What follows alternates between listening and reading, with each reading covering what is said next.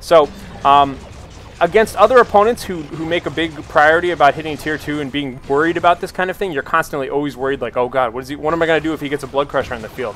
But if you happen to catch them with their pants down, you can see here, Blood Crusher going to do a ton of damage right now.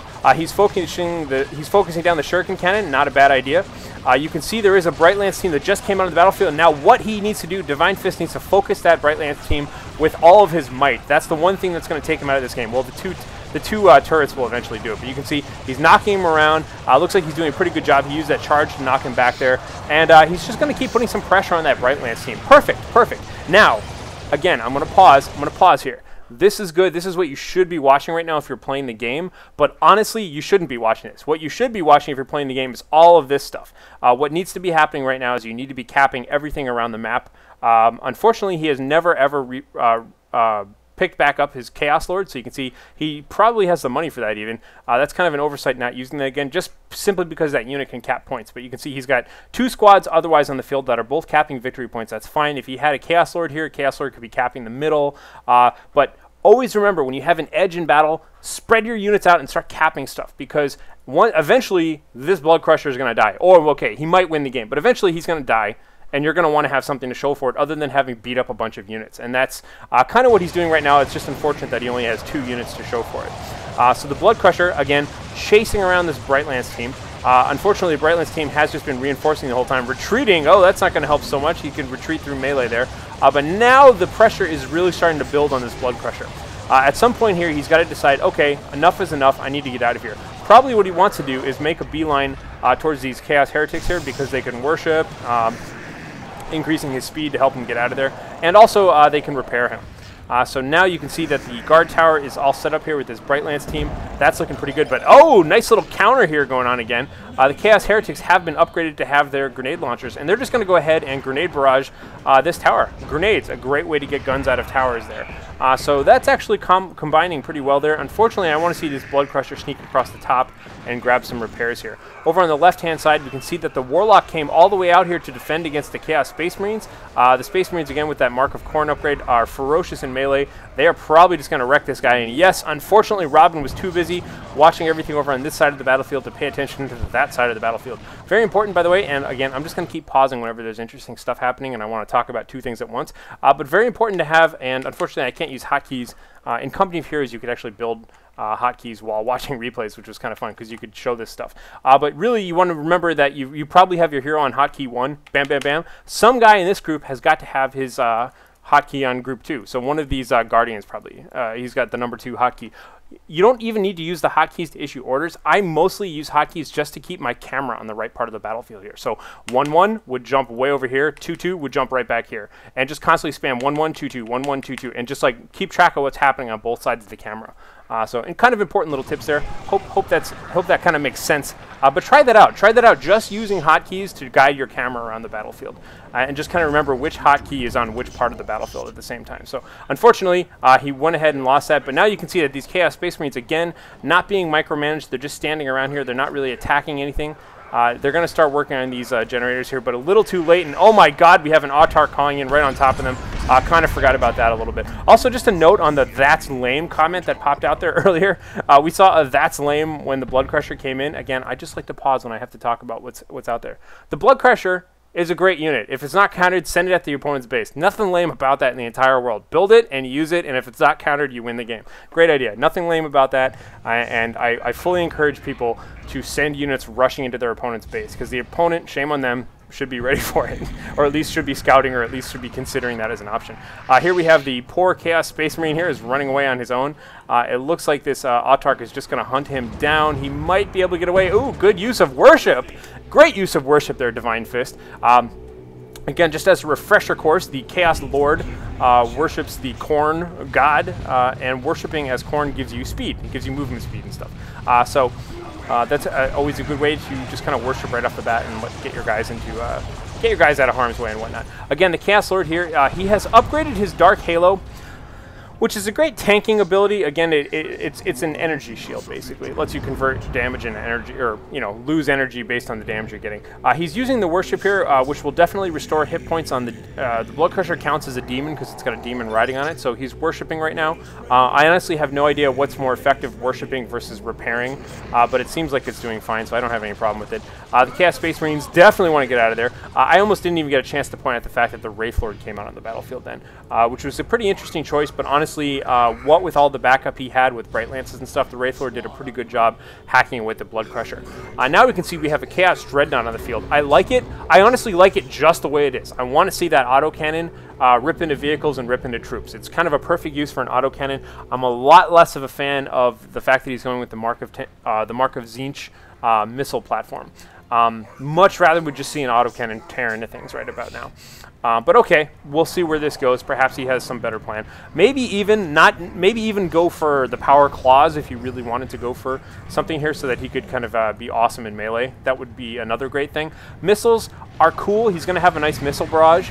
We can see the Bright Lance team is set up. He does not want to be shot by that Bright Lance team, so yes, good. He's going to go ahead, missile barrage on top of that Bright Lance team, just kind of suppressing a little bit, but you can see it's kind of slow. As soon as this guy gets into melee, the missiles are going to stop, and they're all just going to sit there and slug away at each other. I'd much rather see Power Claws or Autocannon or something like that. Again, oh no, the Chaos Lord, only having been back on the field for a few moments here, ran in, tanked that entire army, ran out of energy, and died as a result of it. A little bit loose. Okay, it's good to have him act as a tank, but remember that he is not invulnerable. On the other hand, I think Robin may have actually made a mistake by having his whole army focus down that Chaos Lord, because that's kind of exactly what Divine Fist wanted, you know. As you can see, the end result of all that was Divine Fist lost a Chaos Lord, but he gained control over the center. But, ladies and gentlemen, what's going on here? We've got two problems. Okay, first off, the Blood Crusher was able, backed up by the Chaos Dreadnought, to take care of that walker. That's great. But check out what we have here in the center of the map right now. We have got the victory point here and the victory point here, both owned right now by Robin. We have a bit of a mistake right now by Divine Fist. Divine Fist won the battle and instead continued fighting the battle. He charged on off and went in and you know, tried to put some pressure on wounded retreating troops. Always resist that temptation. When you lose a battle, or sorry, when you win a big battle, capture stuff, because you want to have something to show for your victory. He could have captured this or whatever. Unfortunately, he didn't have too many troops that could capture stuff in the center, but at least the Heretics and the Chaos Space Marines could have grabbed this victory point even. Thankfully, his Chaos Lord is moving out now, but he needs some victory points because at this point in the game, he's at 90 points right now versus 269 for Robin. Robin has a tremendous advantage. Again, this Bright Lance team is doing terrible damage to this Blood Crusher. He's really... God, I almost want to watch in case he doesn't survive. Okay, good looking charge there. That's fine. I hear plenty of explosions going on over here. It looks like the Chaos Dreadnought was busy firing away, using his missiles to take out some generators, perhaps. This is a bad problem here. So, unfortunately, you can see he's going to have to go ahead and just rely only on melee to beat up the Autarch. The Autarch is unfortunately attacking the Chaos Dreadnought. Again, we're going to get back to some chess logic kind of problems here, but when you're attacking something that's being defended by another something, attack the defender. You know, remove the defender from the equation, and then you can do whatever you want with the wounded Dreadnought that's sitting there. Unfortunately, she kind of attacked both of them one after the other. He got repaired, they didn't take enough damage, and now that Autarch has to run away. I'm not saying she could have won that fight necessarily, but she definitely could have focused all of her attention on the Chaos Heretics and done damage that way. But really, just kind of looking around in terms of material differences, Robin is really in a good position this game right now. Divine Fist has kind of stalled out at Tier 1. You can see he's got a lot of power and a lot of requisition there, and he's not really doing anything with it. Oh no! Humongous blunder there. Didn't move one bit. And took an entire plasma grenade right in the center of his army. Always retreat if nothing else. Well, I guess retreating is bad if it's going to go off anyways. But try your best to move away from those. Pay attention. There's a reason why the plasma grenade is a bright whitish blue glowing ball, is that you can see it at a distance there. So. Both sides, though, inflicting a lot of casualties on one another, but unfortunately, in terms of just raw attrition, Divine Fist is really falling behind right now. He has 4 units on the field right now, including his hero. Only half of them can capture anything right now, whereas Robin has just a massive mobile army. He's got Shuriken weapons teams, he's got Bright Lance teams, and now Divine Fist is going for Tier 3, which seems a little loose right now. Remember, you don't win the game when you get to Tier 3. Once you get to Tier 3, you still have to be able to afford whatever you're going to buy at Tier 3. So if you don't have the economy, if you have the economy to just barely scrape together enough cash to get to tier 3, you're probably not going to have the economy to buy anything useful when you get to tier 3. Again, I don't really like this missile launcher here. You can see it's not very effective against any of these targets. I'm pretty sure if he gets some good lines, if he gets some good direct shots on that Wraith Lord, that could be good there. And yes, it looks like he's sending a barrage to the Wraith Lord. Didn't really hit anything. This Chaos Lord, again, is using up all of his energy here, tanking both of these two units here. The Autarch here with the Executioner Spear upgrade versus the Wraith Lord right now. You can see doing quite a bit of damage to that Wraith Lord, actually. I think it's a bit of a mistake here for Robin to be ignoring it so much, but look at that. He actually got the kill on the Chaos Lord once again. And now, ladies and gentlemen, speaking of forcing melee, oh no, what's going on here? Yes, it looks like the Chaos Dreadnought is still trying to use missiles on that Autarch there. As a result, we haven't seen it take a single shot, a single close combat swing at the Wraith Lord there. So big blunder, not using that forced melee to just take a few shots at that Wraith Lord. Unfortunately, the Wraith Lord gets away at a sliver of hit points, and the Bright Lance team almost finishes off the Dreadnought. So again, remember what's going to win you points here. I think Divine Fist is forgetting to, to divide and rapidly multiply and just keep making units here, because he's kind of falling behind in terms of money. He unfortunately spent a lot of his money on going to tier 3. The units on his Chaos Lord are not looking too good, and he does not have control over the victory points. He's just kind of every now and then grabbing one, but right now it's 2 to 1 right now. 20 points remaining for Mr. Divine Fist. Things are not looking good. He's going to get a decap over here, but pretty soon he's going to have to be able to hold points better than that. You can see 2 very wounded troops right now. He's forced to build yet another Chaos Heretic squad to come out here and repair them. Of course, right now I'm just looking at, these are all symptoms of the underlying problem, which is that he just unnecessarily lost units early game. And unfortunately, that's what's going to come back to bite him, is that he's really, really, really far behind. You can see here now, it looks like the Wraith Lord is coming in, threatening to finish all of this stuff off. Oh no, I don't even know why he's retreating there. Well, okay, I guess with the worshipping, that's actually a good move. And plus, he's suckering this Blood Crusher to come all the way out in the field of fire of this Bright Lance team. Now that he's out there, he's going to turn around. We're going to start seeing the Bright Lance ripping into that. And yes, down goes another unit here. So always remember in the back of your head that if you lose a unit early game, you're really, really, really going to hurt your chances. Again, I haven't looked up this statistic. If anybody knows it, I'd love to see it. I'd honestly just love to do some research on this, but how frequently the first person who loses a unit in a match loses the game.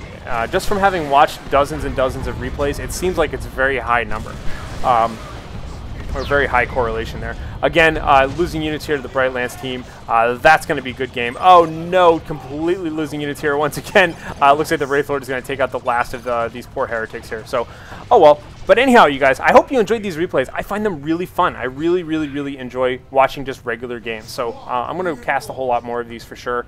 Again, if you only like pro replays, relax, man. I'll get you next time. We got plenty more replays where these came from. So, or plenty more replays where all those other games came from. Anyhow, congratulations to Robin, and congrats for Divine Fist, who sent me this replay, actually. So, remember, if you guys have good Newbie Tuesday replays you would like to submit, send them to HarlequinCasts@gmail.com.